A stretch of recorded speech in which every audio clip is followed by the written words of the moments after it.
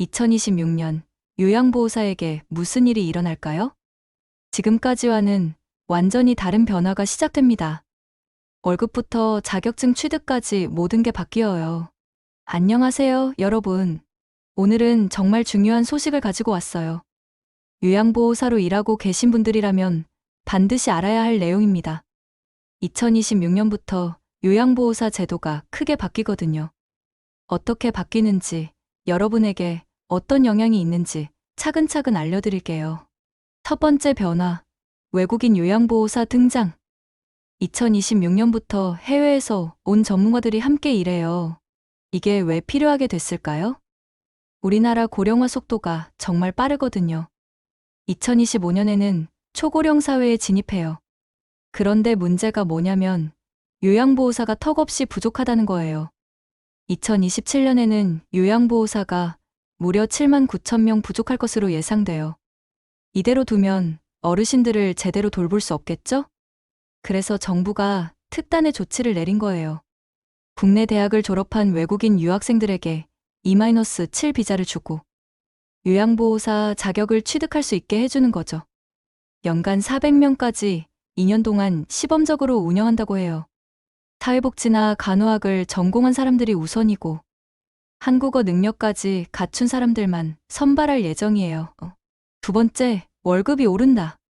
2026년 최저시급이 1,320원으로 확정됐어요.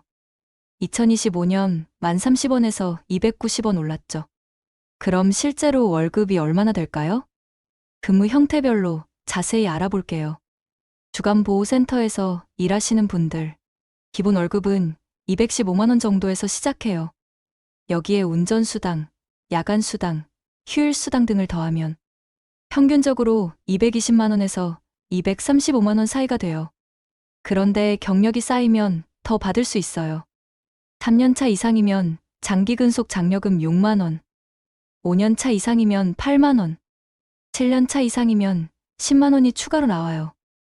만약 선임 요양보호사 교육까지 이수하셨다면 매달 15만 원을 더 받을 수 있어요.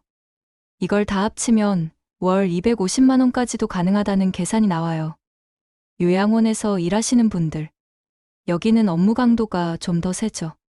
24시간 교대 근무도 있고요. 그래서 급여도 조금 더 높게 책정돼요.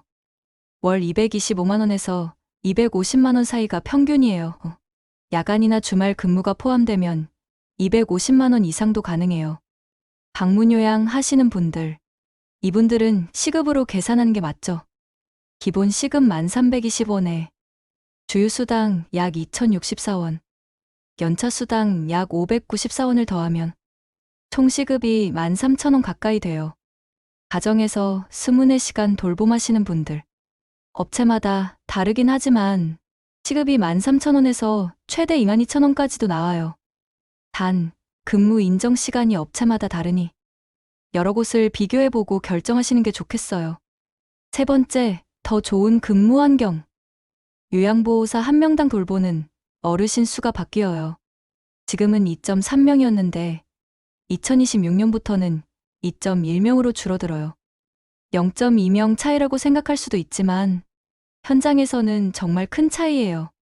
조금 더 여유롭게 한 분 한 분을 돌볼 수 있게 되는 거죠.